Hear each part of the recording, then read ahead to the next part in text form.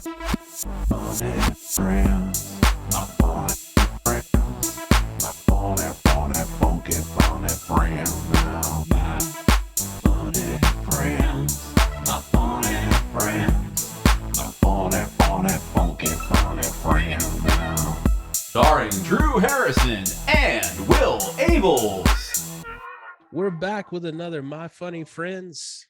I'm your host, Drew Harrison, alongside my lovely, super appreciated co-host, Mr. Will Abeles. Will, how you doing, buddy? Are you pausing because you forgot my name? Just pausing for dramatic effect, sir. All right. I just want you to feel loved, buddy. Okay? I just want you to feel loved. That's all. I'm glad someone does. Someone does. Yeah. That was a different Christmas. That was a different kind of Christmas this year. We got a very special guest for you. I got to hang out with this dude not before the madness. Well, I guess it was in the middle of the madness. I don't know. Sometimes in the madness. Yeah, we got to hang out in Charleston at one of the fabulous Keith D affairs, and we just hit it off. And as soon as we started doing this podcast, I was like, we got to have him on from Charlotte, North Carolina. Don Garrett. Don, how you doing, buddy?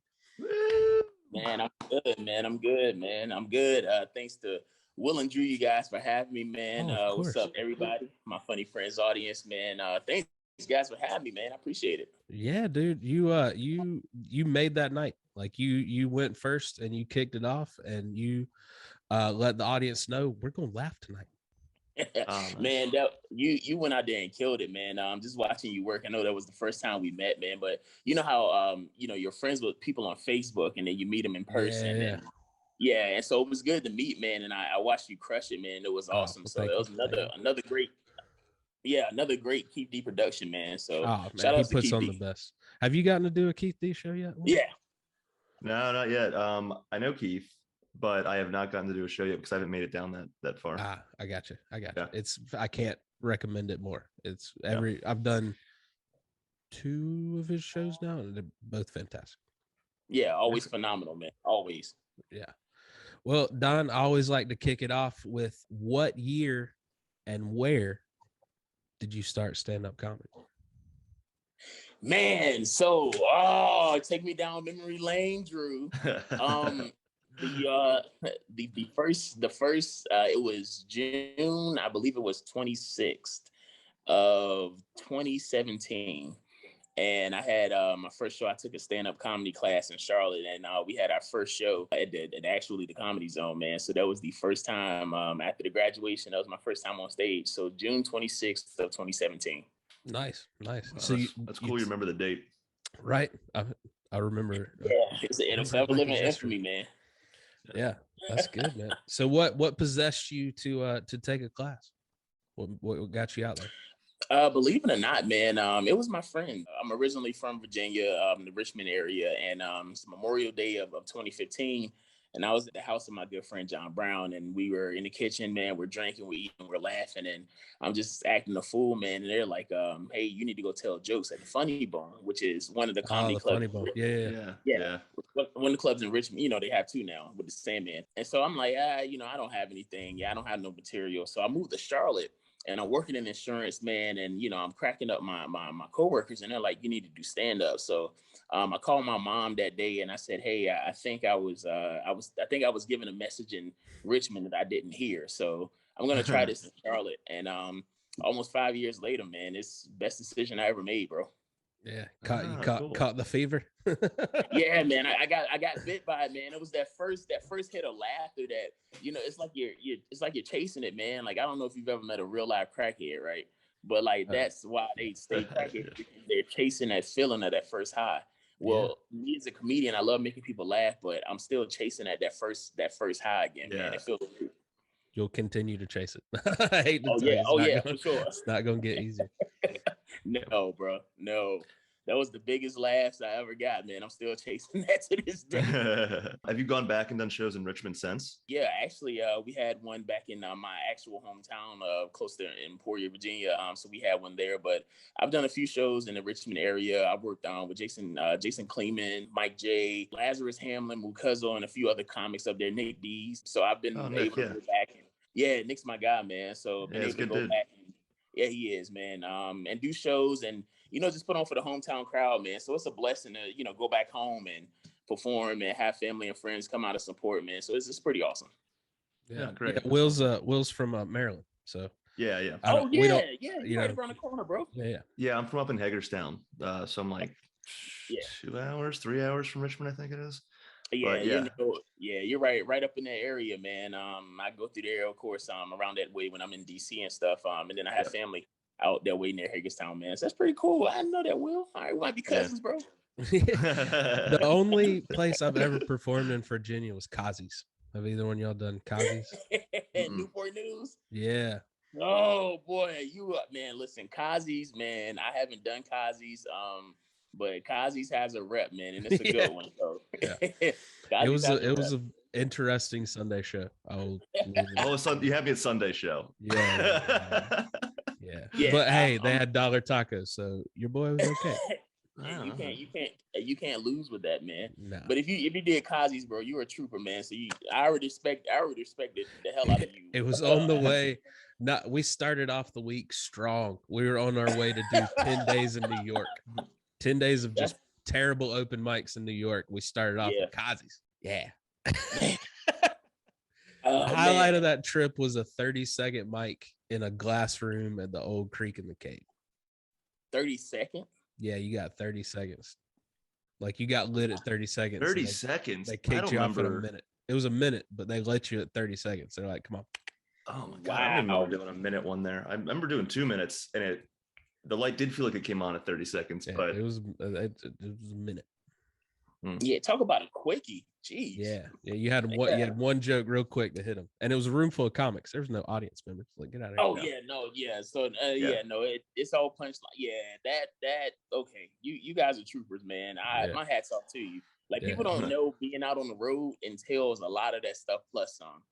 Yeah, but you've been hitting it hard, man. Before everything shut down and all that good stuff. But you're getting out there.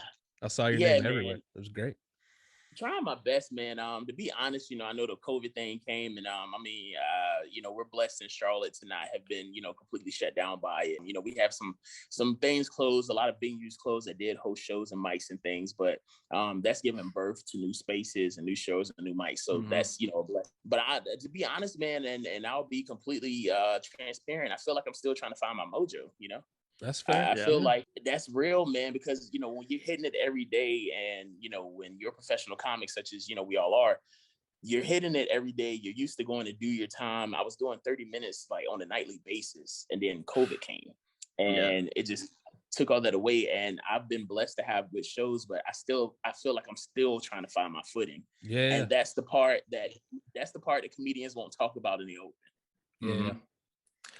That was I've been in Nashville for coming up on a year now, and I remember I think around. No, thank you. I think it was around March. I went to go see Brad Sativa's show Brunch of Laughs at Zany's, and I was like watching the show. Yeah, and I'm watching the show, and I was thinking, because this is basically after a year of being locked in, right? And I was watching the show, and I was like, I would die to be on that stage, but if I got on right now, I would bomb so hard. And so, there's a whole thing about being prepared. Yeah. And so I just kept like, all right, I'm not going to ask to do Zanies. Finally come around October. I'm like, okay, now I feel like I finally remember how to do stand-up, and then fortunately got to do Zanies a few times before we got hit with this next wave. So it was cool. But yeah, I know what you mean. It just takes that time. I was kind of on the opposite. Like, don't get me wrong. The first few shows out of quarantine were rough. Like the rust was real, but on a weird level, like I needed the break. I was able to reset some things, go over some things, and kind of hit reset on like who I was on stage. You know what I mean? Like I got to reevaluate. I was cutting up so many clips to put online because that was all we had to reach people. I was cutting so many clips up that I saw myself so much. I was able to be like, don't do that. I don't like that. Why are you doing that? So I got to like almost like analyze. I got to watch tape, Yeah. And I got to reevaluate things. It was good. It was a good break for me. yeah, man, you had time to just watch the game film. And I feel like, you know, for a lot of us, like we'll watch it, you know, in regards to our sets and things. But most of the time, if it's a video, we're usually sending it to bookers or comedy festivals or things like that. So I know we'll listen to a lot of the audio, but I mean, the video is just as important, man. So watching Right. the game, yeah, watching the game You're sitting film, there it only makes watching it it. better. You're like, what's wrong with Yeah. that? What is that hand doing? Why is that hand? Yeah. What's going on? Yeah. The mystery hand, man. Yeah. Yeah, I'm kind of like that. Now, let me ask you guys this. Now, speaking of videos, do you find yourself hating like your old videos? Oh boy. So when we went on that tour together, I showed Will a super old clip of mine, and within 30 seconds, we both were looking at each other like, oh, God. I was like, hey, can you take this off YouTube? And he was like, I can't. Yeah. It's not even my video. Yeah. I got like that, man, to where, you know, and I mean, I'm not upset because it was a terrible set, but there was a comedian that apparently was recording sets at their show, and now it's on YouTube, and I found it, and I'm like, telling y'all. Yeah, he didn't tell anybody. We didn't sign any consent forms or nothing like that. And I'm just like, this is my material. You can't have it. But like I said, it was a terrible show, which is fine by me. But you know, just the whole thing. I'm like, bro, if you're gonna record, at least ask first. Exactly. That's all you got to do. And I mean, even word it to like, hey, and we'll give you your recording after the show. Right. Don't just take it. This is not your material. And if you want these terrible jokes that I told, you can have them. I tell better ones. Right. We had something like that happening here in Nashville a while back, where it wasn't malicious. It was just kind of a lack of education in comedy, where we just had people like because in their core, they were trying to promote the scene. They were trying to promote comics and everything, right? But they were recording people on their phone and putting it on like Instagram stories, but they weren't muting it or anything. So jokes were getting taken out of context, and it was becoming like a problem. Yeah. And then just like when someone finally called it out, that became a fight of its own, because some people didn't understand, like, well, why are you calling this out? It's like, because he's right. It's wrong. You shouldn't. And like, if you're going to post it with the audio, you have to just be like, hey, do you mind if I post it? I had this couple come up to me at a Dead Crow mic one time. And it's when I first started doing one of my favorite jokes, the Indian Outlaw joke. And I was still working it. You know, I mean, like the ending wasn't where I wanted it, but I was still getting laughs from it. But they came up to me outside and they're like, man, that was so good. We didn't get it this week, but tell that joke next week and we'll record it and put it online. And I was like, no. And they just sat there like, but why? Like they just truly didn't understand. They thought they were helping me and promoting me. But I was like, I don't have any control over that. Please don't do that.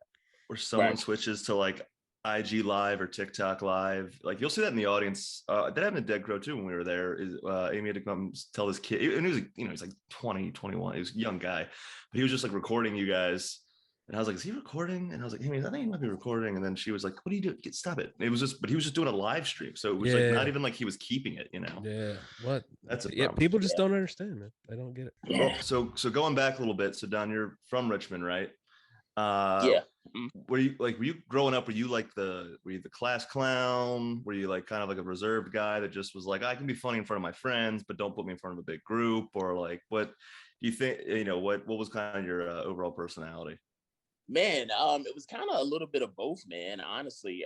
Because I still have a reserved, laid back side as well. But then again, I'm also extroverted, which is a crazy dynamic. I think it was because I got bullied. I was fat growing up, and I'm still fat now, but it just looks good now because I'm an adult. But I was, being a chubby kid, man, and I never really had any comebacks. And then I just got tired of getting picked on, and I just roasted people, and I just said whatever came to mind, and people started laughing. And I was like, well, maybe I can do this in front of, my friends and things. So then I started, really kind of developing into who I am, and, really finding out that I can make people laugh. And then as I started to talk to more people and really start feeling confident about myself, I started feeling better talking to larger groups of people. And then I grew up in church anyway. And one thing about Black church, if you're a kid in there, you're going to do something, whether it's ushering and the choir stand, you might preach a sermon one Sunday. You don't know. Yeah. I've preached a sermon before. I've been comfortable talking in front of crowds, but I wasn't always comfortable telling jokes in front of crowds. Yeah. All I right, had to cool. do that growing up. We had this thing, old Southern Baptist Church. We had Youth Sunday. Yeah, ours was second Sunday, bro. Yeah, we had to do the whole shebang. I had to preach. I had two. I got 2 sermons under my belt. Yo, Oh. 2?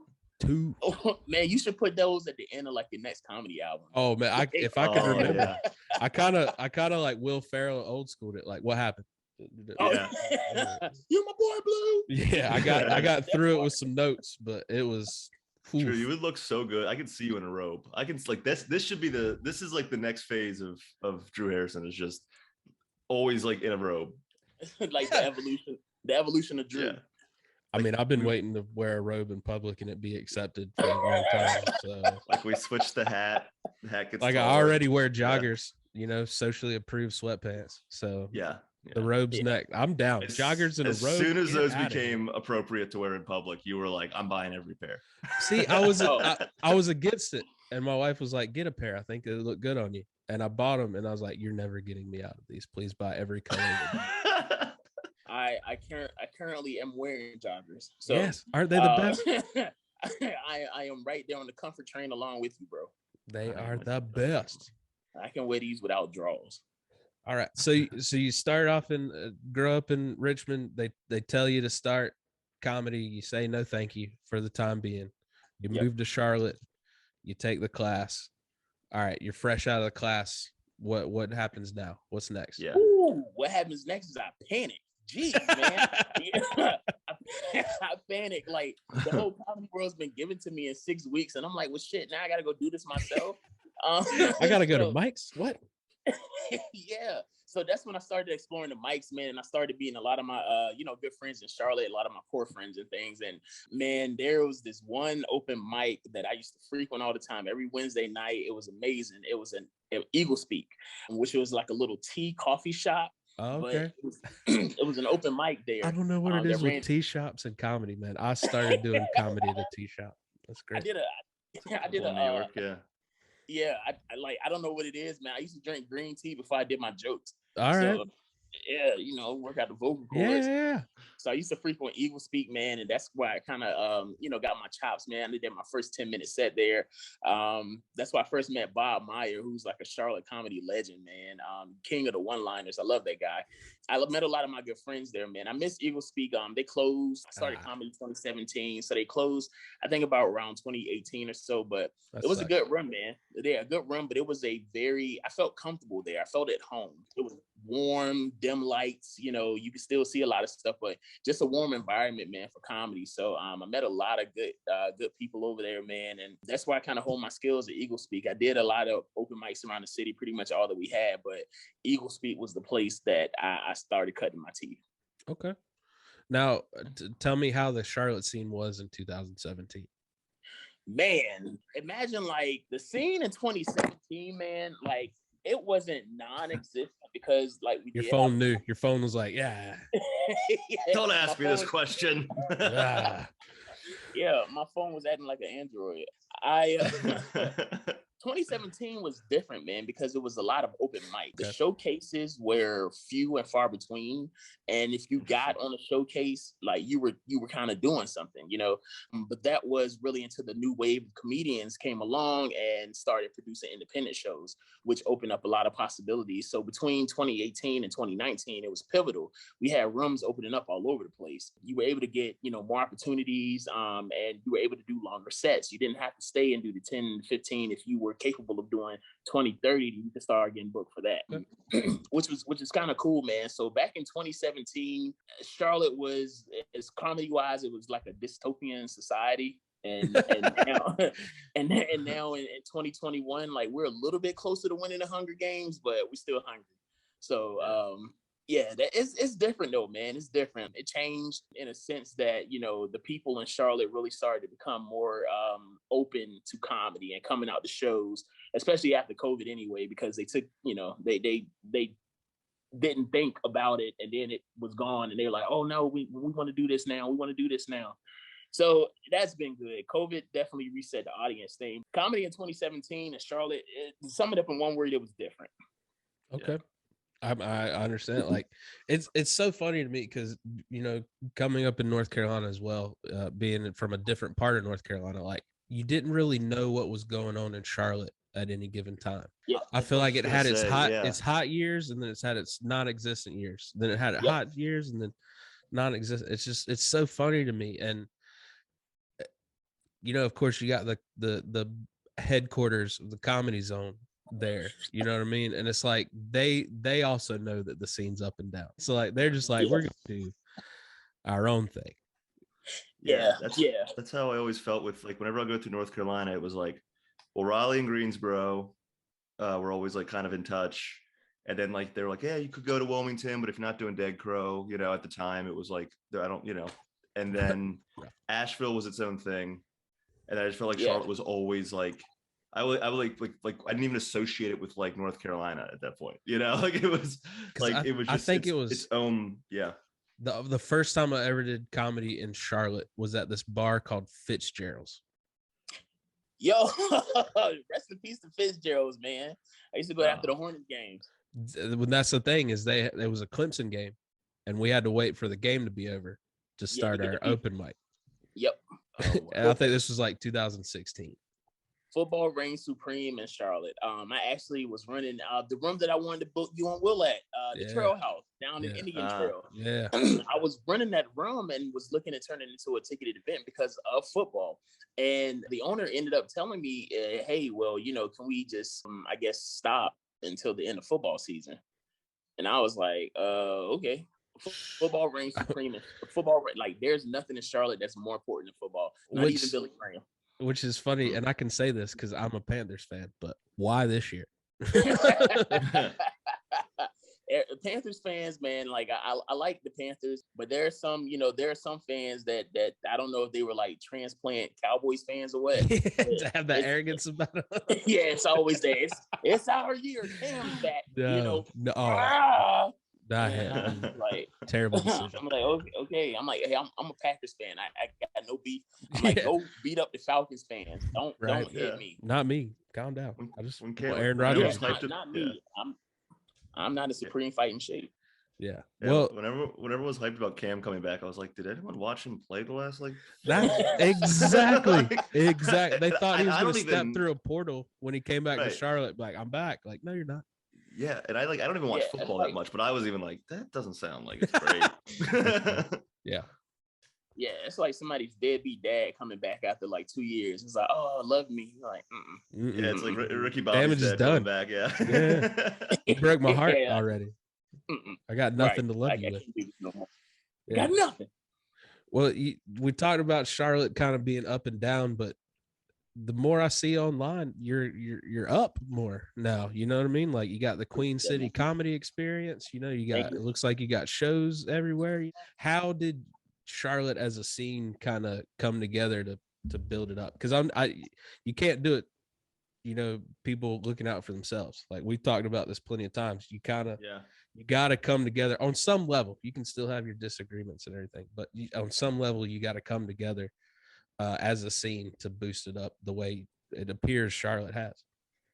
Charlotte came together because of the work of comedians such as Tara Brown, such as Lauren Ansley, such as Chris Diorio, such as Chris Corrado, and a lot of other comics, the Evan Pitfields, JD Colwells, a lot of comics that came in, and we all had the same ideas and the same want for the city, which was to make it a better place for comedy, make it a comedy hub. There are a lot of arts in Charlotte, but Charlotte as a city in itself really doesn't have an identity. Like, it's the Queen City, but there are way less Charlotteans in the city than there are transplants. I'm being one of the transplants.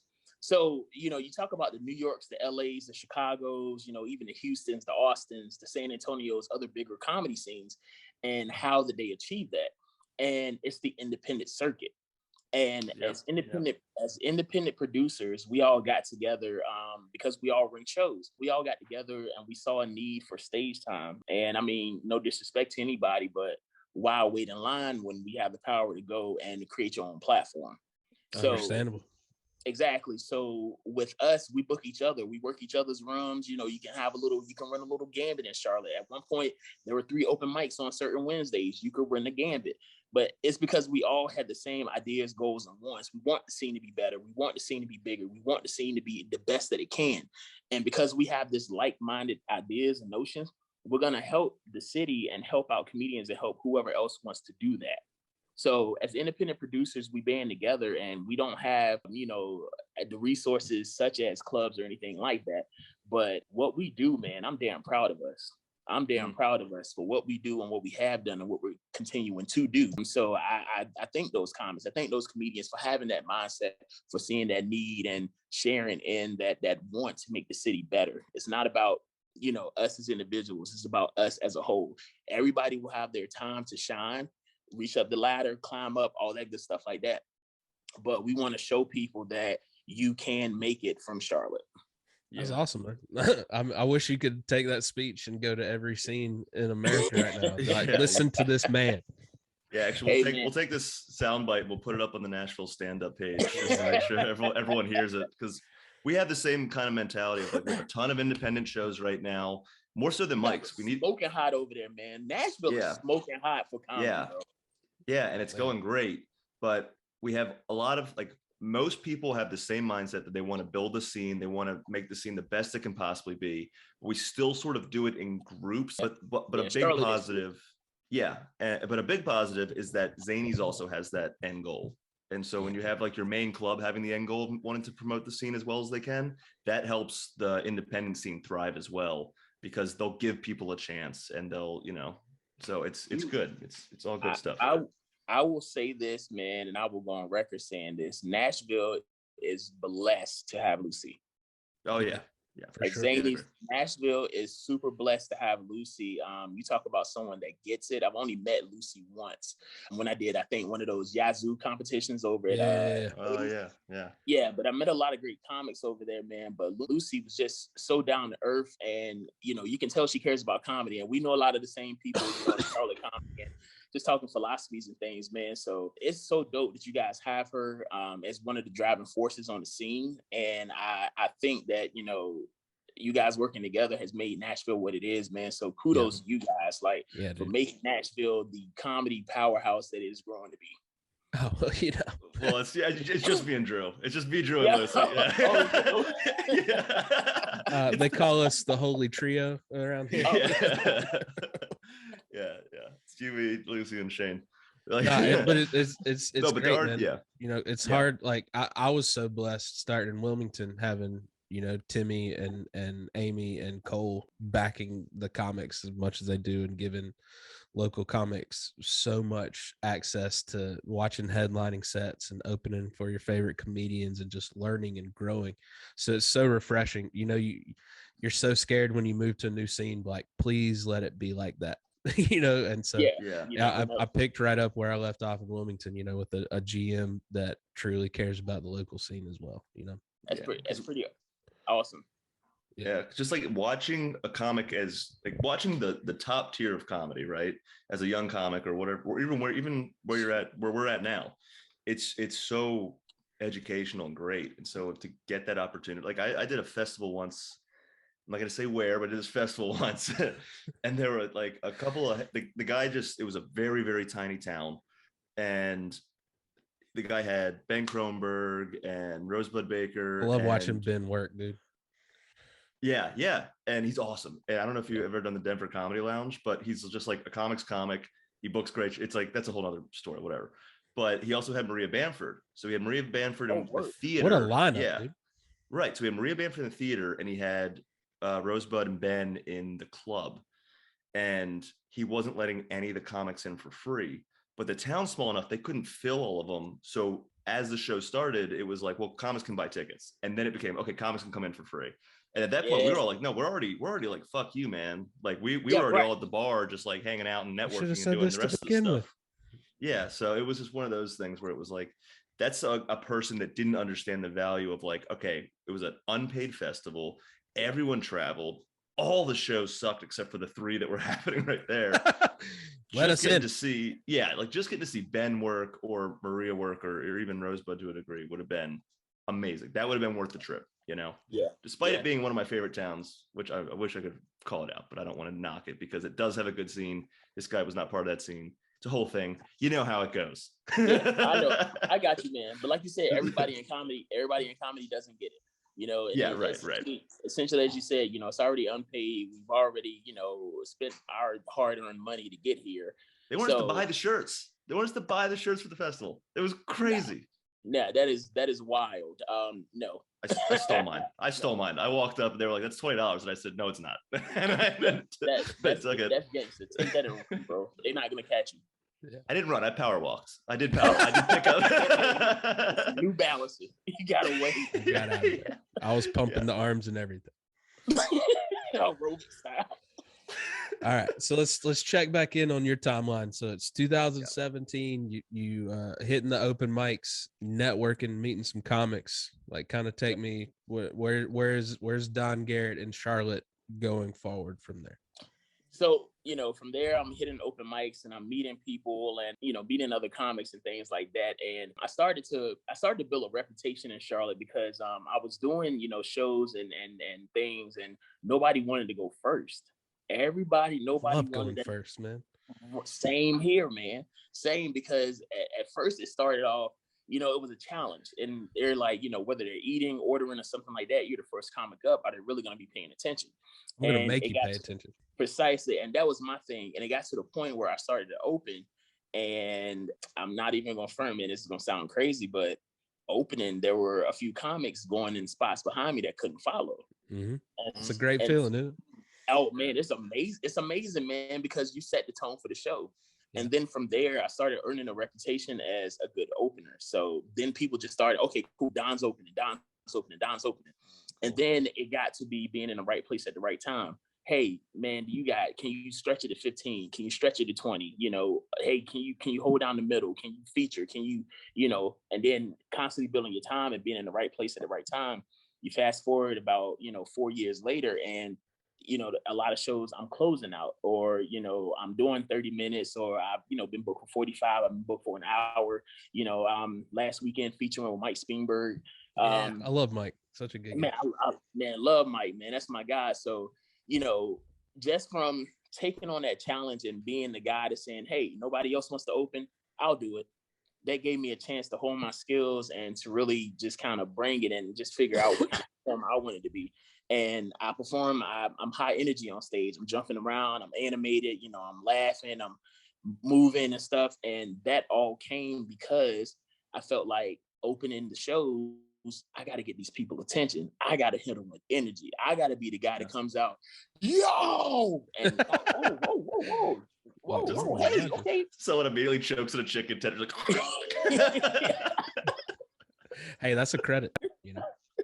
Yeah, man. So I wanted to be that guy, and that influenced my performance style of how I am on stage anyway. So yeah, 2017, man, just coming up through the ranks. And then I got the opportunity to start producing shows. And then I got to meet a lot of comics because I was booking them and then performing with them as well, man. I got to meet a lot of other people as far as, you know, owners and venue owners and things like that in Charlotte and being referred, man. So it all started just by me being like, hey, I'll do this. I'll be the guy to do that. Nobody else wants to do that. Nobody wants to take this room.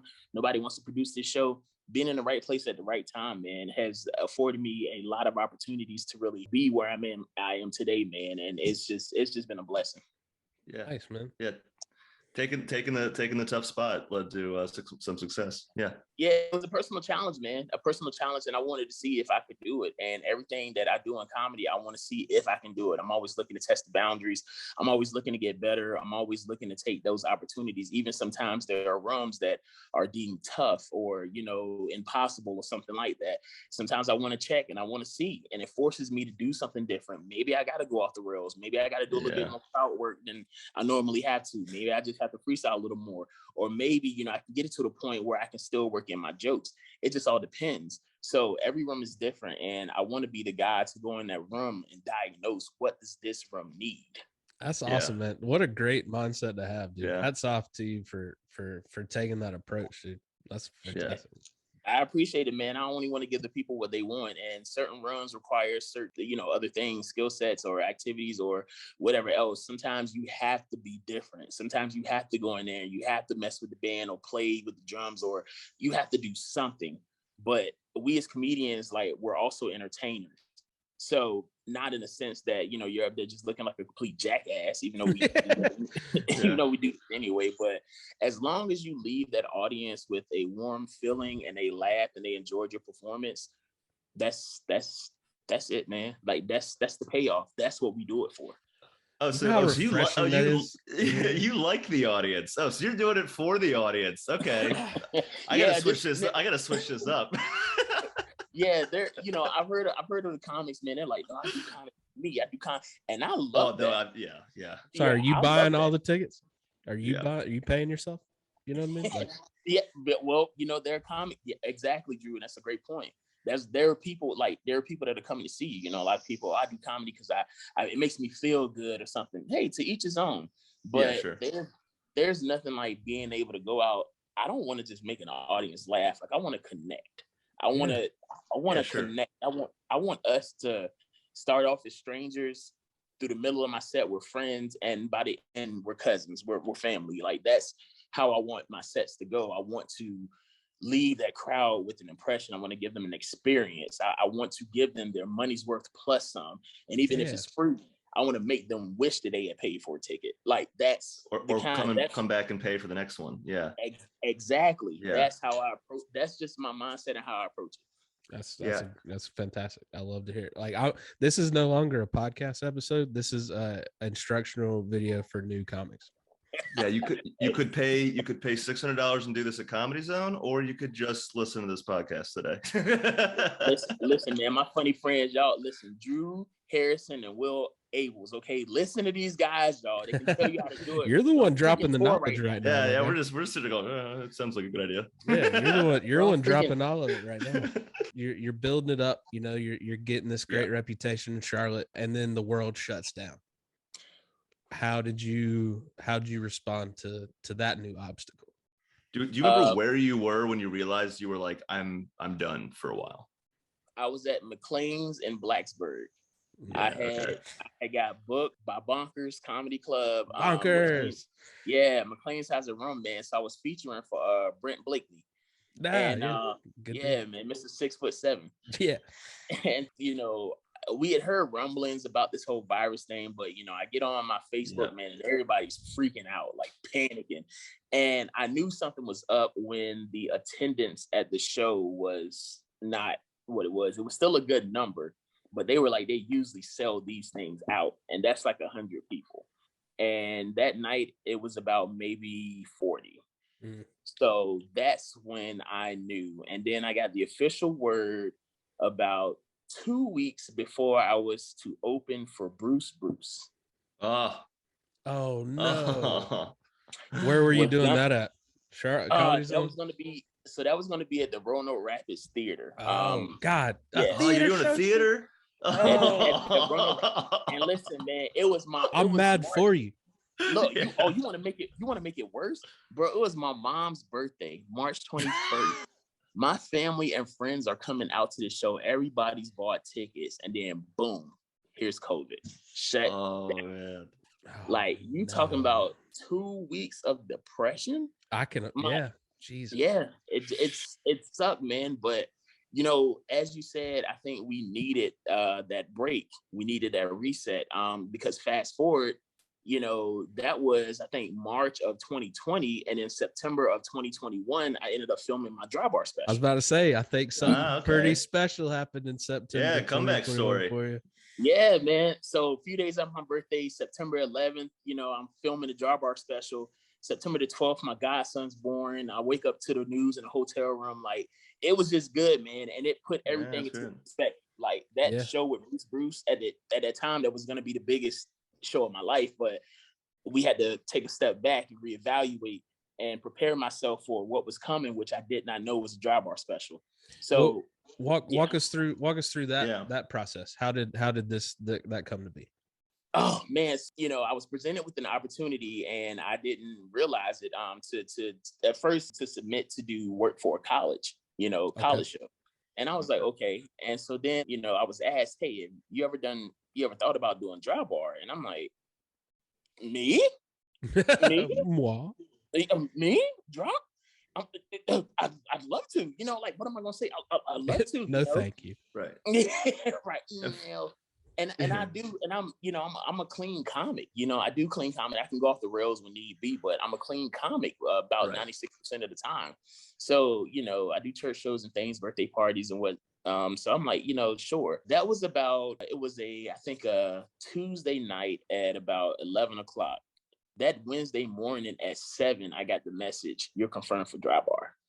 No way. What a turnaround. That's great. Wow. Man, talk about like shaking. And so, as comics, man, we like to announce it because validation is part of what we do. Right. Like we need to be validated. I got booked for it in about, I think, July or so. So I had August and September, to get ready for it, man, and fly out to Provo, check into the hotel, man. And, I get there and just taking it all in, like the flyers on the door and stuff. And it was by far, man, one of the best experiences that I've ever had in my life. Just being blessed enough to, do that dry bar. My real name's Dante. I'm Dante Garrett. I'm originally from Southampton County. Like, this doesn't happen to people where I'm from.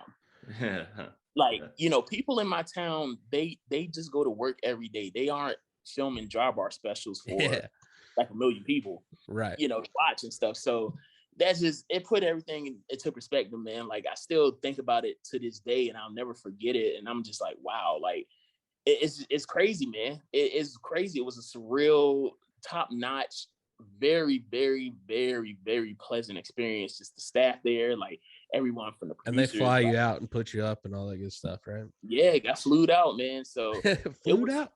Got flued out. It was cool, man. So for everybody that kind of look at us sideways for telling jokes and stuff, it's like, well, hey, it could happen. Yeah, it could happen. This dry bar, and for people that don't know that are listening, dry bar is a clean special. That's why, maybe they put it together just want to make sure everyone knows it's a clean special, and that's what makes it so important, because it's hard to do clean comedy, especially for a long time. But does dry bar, when they record these, are you doing multiple specials at once, or is it just you? So you're doing multiple at once. So cool. That weekend, I shot my specials along with the amazing Karen Morgan and also Smiley Joe Wiley. So it was cool to connect with them and meet as well. And, I still chat with them on from time to time and stuff. But we shot our 3 specials simultaneously. So there were two shows, and they take, 2 sets and things. And they, that's how they make the special. Just for people that don't know, that's how specials are made. That's what Netflix does. The Netflix half hours, they do the same thing. Yeah, exactly. Exactly. But it was cool though, man. So in between, specials and cleaning up and waiting for the next crowd, we got to chat comedy and order some food and stuff, man, and just eating, kind of, fellowship and talk and encourage each other. And just watching them, pros for 20 plus years, just go out there and effortlessly just like dismantle a crowd, man. Like, I was in awe just watching it. I mean, I had a good set both times, but I was just watching them like, geez, man, like, oh, so it was great, man. Like, I took it all in. I learned a lot. And I'm happy that I got to experience it. I was going to ask, how is the crowd in Utah? The crowd in Utah, surprisingly, man, they like what they like. I mean, the dry bar is, there's the saying that, you have to be cleaner than clean or church clean, because there are certain things that, the audiences, they don't really want to laugh about or joke about, marriage is huge and some other things like that. But it's a Mormon crowd, So it's like religion in the South. You don't talk about religion in the South. You don't talk about marriage in Utah. Interesting. Yep. Yeah. You don't say, exactly. You don't talk about it. It's sacred, man. It's sacred. But that's, one of the things, and there's some other things as well. But they were awesome, because if you had any kind of jokes that you were questionable about, you could run it by them before the special and stuff. Okay. That's nice. Yeah. I mean, I respect that. If you're going to have restrictions, at least let me ask questions. You know what I mean? Yeah. Because I consider myself a fairly clean comic, but my topics sometimes, like, I don't cuss, but sometimes my topics don't go over so well in a clean audience. you know. Yeah, it's a little adultish, and that's the when it comes to clean, man, like it's So many levels. it's no real definition. Clean is Yeah. just some people consider clean as just no cussing. Then there's some people that's the man, category I follow, you know. No, you still clean, man. Some people are just like, oh, no cussing, no innuendo, no, yeah. That's a different kind of clean. You got church clean, you got corporate clean, you got college clean. Yeah, I got told by a clean comedy club, which I've recently found out isn't really that clean, but that I did too many drug stories. Really now? Yeah. So and they're the ones posing. Yeah, Terrible. right. Terrible, man. They should have smoked a little bit. Calm down. Just relax. Calm down. You know, it would have went over way better. Just take a hit or two. You know what I mean? Like, just chill out. It's basically legal in this country by now. They just call it Delta 8 now. You know? Yeah. Right. They decriminalized it. That means that if I smoke in public, I'm just gonna get a ticket. That's fine. Here's my $25. Yeah, I don't know if y'all have tried the Delta 9 stuff, but that's legal weed. That's legal weed. That's it. I think most people just tried the Delta variant. All right, thanks. I'll see you guys next week. Well, Abeles, everybody. You just hear a gunshot in the background. All right. So when you came back from the dry bar special, were you able to capitalize some of that momentum into bringing it back to the scene with you? Yeah, I was, man. I was able to take that, and I went into dry bar, and I actually came out learning a lot, man. Especially about my comedy style, about some more things that I wanted to try, and essentially, just challenging myself to say things that I wanted to say, but in other ways. Okay. Yeah, so it was a personal challenge, man. But I took that experience with dry bar and came and applied it, and I mean, luckily, man, like I was able to take that momentum and roll it into a string of like really good shows and things like that. So I was able to do that, man. I was able to do a lot of featuring opportunities as well as, shows closing out and whatnot, man. So the momentum from dry bar, man, like I'm still riding it in a sense. It's just been great, man. I'm only looking to capitalize. It's just kind of like a tidal wave, it started off, but I just want to make it, bigger. And that's always the goal, going, especially from one year to another. How do you keep that momentum going into the next year? Like, you add to it. What new project can you take on? What helps build the brand bigger and bigger and bigger? Yeah, exactly. And that's the part where I was telling, comics, they can learn a lot from you guys, because just simply saying that, not all comics are going to think about that. And I can already tell just hearing you say that, Will, like you're always looking for ways to improve your set, to get better, to do, what you need to do to be the best comic that you can be. And that's what we do. Not everybody has that mentality. Not everybody has that mindset. A lot of motherfuckers are lazy. They're just like, oh, I got laughs. Let me just keep doing these same jokes for the same 7 minutes. Oh, for years. That used to blow my mind back in New York, is seeing guys that were like TV credit and fantastic comics and great people, but they would be doing the same late night set like 8 years on. And I was like, I get it. Like I have old jokes too that I still throw into my set, but like I still sprinkle in new jokes, Like it's bored. Like, why are we doing this? Yeah. I'm like I'm bored of my new jokes now, and they're not even 4 months old. I'm already like, all right, I gotta talk about something else.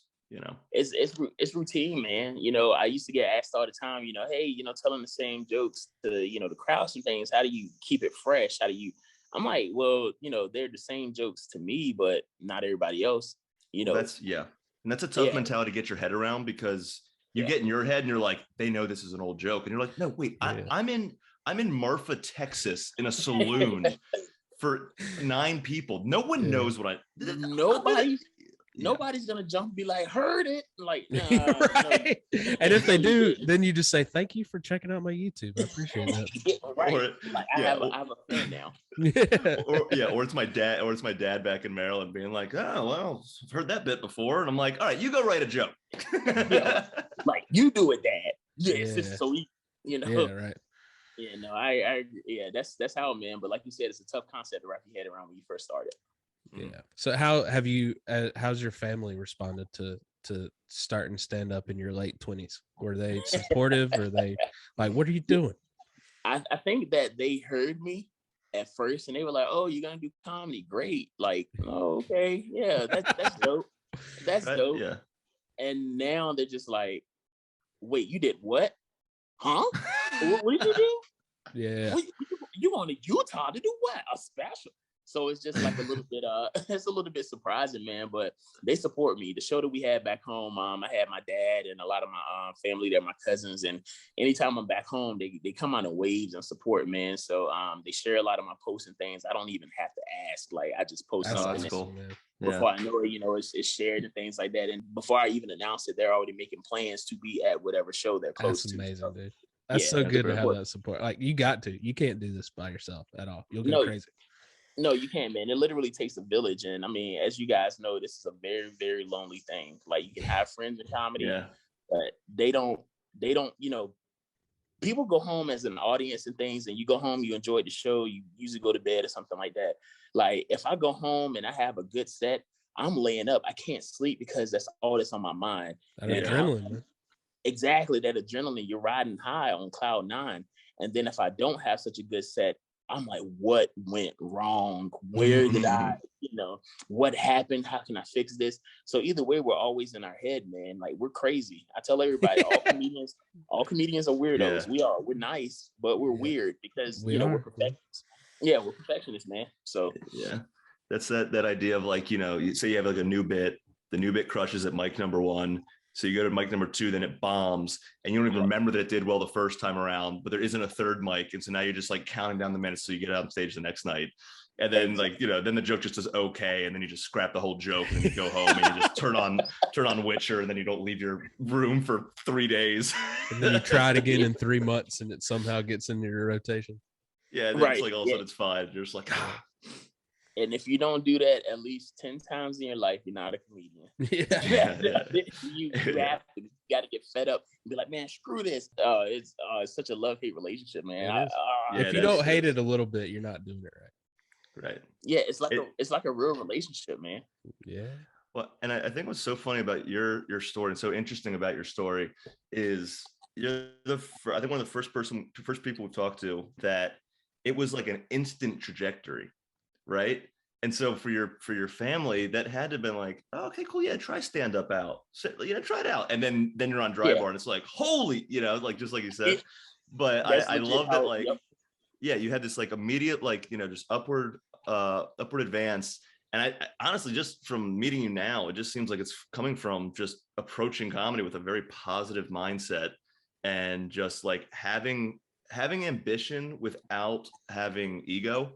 Because when you were talking about your scene, that is a great way to describe you, Don. Yeah, that's fantastic. And it was just the way you were talking about your scene, and just like it was a collaborative effort, and it was like the idea is that we all succeed, and that's not common in stand up. It is like you have your comedy friends, and but there is always that little voice in the back of your mind. Sometimes you're like, well, if the opportunity comes my way, I'm taking it and not telling them. That does happen a lot, right? But yeah, it's just nice. It's nice and refreshing to see that positivity in the whole thing. Thank you, brother, man. I appreciate it. We get told all the time, comedy is a one-man sport, and I feel like it's a one-man sport in different situations. If we can be friends, but if NBC comes calling Will Abeles or Drew Harrison tomorrow, I don't expect them to be like, well, hey, I don't want to take the out of field. No, take that. That is That is your opportunity. Go get that, for that being a one-man sport. Also, comedy, I approach it, I listen to, a lot of like music, rap music and stuff, and there are a lot of like lyrics that kind of just poke out to me. And there was in Heart of the City, Jay-Z, it's a classic. And Jay-Z ends the song with the lines, respect the game, that should be it. What you eat don't make me shit. Where's the love? And essentially saying, I kind of take that with comedy. I respect the comedy game. I respect it a lot. And I respect everybody that's in it. And just because you're having success doesn't mean that it's taken away from me, and vice versa. Right. There's plenty of spots. There's plenty of spots to go around, man. Everyone acts like there's like 20 spots in the whole world for comedy. And there's not. Yeah. There's plenty. And that's because they're not doing their due diligence to find those spots. Like we've had to hit the ground running and find festivals and find all these other things, resources, Facebook. We've had to hunt for a lot of opportunities. For you guys and building your tour, you had to hunt and get those opportunities lined up to where you made a run out of it. That takes research. That takes being studious. That takes discipline. Not everybody has that in this game, and that's totally fine. A lot but of don't people be freak out me. when they hear no. You know, they Oh, hear they do. no, they're like, oh, it's over. I'm done. Yeah. Yeah. That's I, what you get used to the most is the no's. Because at some point you get I a no, it doesn't even phase you. You're just like, Yeah, just okay, like, well, I figured. That's cool. it's Yeah. Tuesday. Yeah. it's all good, man. You get a rejection letter from a festival. I got turned down from the DC Comedy Festival 2 years in a row. And Did you really? Yeah, I did. That's and I got surprising, man. I feel you kill that festival. And listen, I got in finally this year because technically last year, but COVID and stuff. Got in this year, got there, and one comic didn't show, so I ended up doing actually 2 sets that night. Oh, I did an earlier show, and then I did mine, and I did well at both. And that's what I wanted to go do. I wanted to go test myself in the DC market to see, hey, can I hang here? Is this something I can do? And I proved to myself that I can. So now I will be searching for more opportunities in that area to just go there and just do what I can. I don't care if I'm opening, hosting, it doesn't matter. But I just want to go there and prove myself. Do you know Will's aunt, Blair Postman? No. We'll have to get you in touch with Will's aunt, Blair Postman. She's a DC comic. Blair and Blair and my mom became good friends during COVID because I was doing all these online shows and I would just bring Blair on because she was really into it. But Blair is closer in age to my mom than she is to me. And they just became like friends because they both love cats. And it's quietly ruining my life. Yeah. And I love it. I love it so much. I was also going to say you should apply to the Baltimore Comedy Festival. I don't know if they're bringing it back or when they're bringing it back, but that was a brand new festival that I did 2 years in a row, and it was fantastic. The guys did such a great job. Yeah, I did. So in 2018, I did the Charm City one. That was in Baltimore, and okay, I got you. I know. Exactly. Pull the mic. Cancel it. We're over. I know exactly what you're referring to. So that's I watched the whole thing go down. So, oh my god, that Facebook has value in that, like, when it's not your scene and you watch it crash and burn. Oh yeah, chef's kiss. I mean, and you know the players just enough. Like, they're not your close friends. They're people that you've like gotten along with, maybe had a beer with. But when it's somebody that's kind of like burned you and somebody that you kind of like, and you just amazing. It's the best.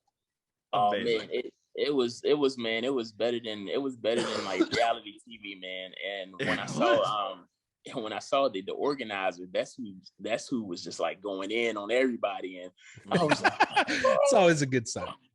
Yeah, I was like, oh my gosh. I was like, oh shoot. I was like, damn, I thought she was nice, but I guess these people did her wrong. And then like 103 comments later, I was like, oh. I mean, it really was all one thread too. Yeah. One thread. It was on a comedy scene, man. It wasn't on nobody's like personal page. It was on the open on one of those, I think the Baltimore comedy scene page. And I was like, I'm gonna do some research. I can't. Yeah, this was not. It was quiet. It was ugly. That was nasty. Well, Don, I don't want to because I'm having a blast, but we got to wrap this up. But what you got coming in 2022? 2022, man. I'm still producing my show at the World of Beer in the Epicenter. I got to get you guys out there. So still producing, man. Still going to be, performing and things. Still going to be, I started teaching a comedy class at the Charlotte Comedy Theater. Giving back. Nice. Okay. Yeah, man. So we just had our first graduation with students and things. It was dope. So January. I know I got my honorary degree. I appreciate you. I'm sorry, Drew. Man. It made my night, dude. It took a boring night, and I was like, "Oh, what? What's up? Cool." Thanks, brother. But yeah, that's about it, man. Just teaching a class and searching for opportunities, performing things, man. And yeah, that's it, man. Just keeping the train rolling, bro. Nice. And for non-comics, where can they catch the Dry Bar special? They can catch the Dry Bar special when it comes out. I'll announce it, whenever they put it all together. But it'll be on the Dry Bar. It'll be on the Dry Bar app, so they can go download the Dry Bar app, subscribe, and watch the special in its entirety. So that's what it'll be. It'll be streaming there. That's smart. They moved to an app now. They used to have like a YouTube page, I think. So they got an app. So they still have that too.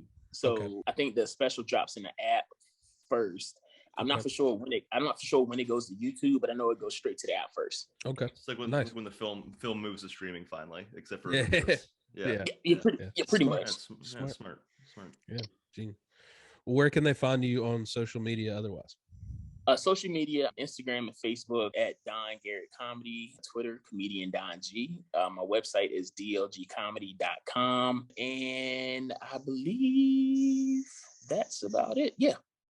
Nice. All right. Well, thank you so much, man. I had such a blast talking to you, hearing your origin story, hearing about the great things you got coming up, how you guys are bringing the Charlotte scene together. It's good to hear, man. Yeah. From a fellow Carolina comic. It's about time. Hey, man, we're doing our part to make it the best place that it could be for comedy, the safest place that it can be for comedy, and we just want to keep going, man. So 2022, we're gonna try to take that momentum we've capitalized on and just go further, man, and just do better things for the city. So that's our goal, man. I love it, man. Thank you so much. Yeah, thank y'all for having me. I appreciate you. Yeah, dude. Yeah, of it course. was nice meeting you, Don. Yeah, you as well, Will, man. Look forward to seeing you in person, man. Hopefully, see you guys soon, man, and we'll chop it up. Take some pictures, man, drink some beers or something, man. So I'm looking forward to it. Yeah, dude. As always, subscribe down below or wherever you're listening to us, hit that follow button. We'll see you next time. Yes, sir. Make sure y'all tune in, y'all. Support these good brothers, man. Drew Harrison, Will Abeles. Support them, man. Check out the podcast, my funny friends. Just make sure, man. Support it. Comedy is a hard thing, and we're out here doing it for you guys. Love it. Thank you. Thank you guys, man.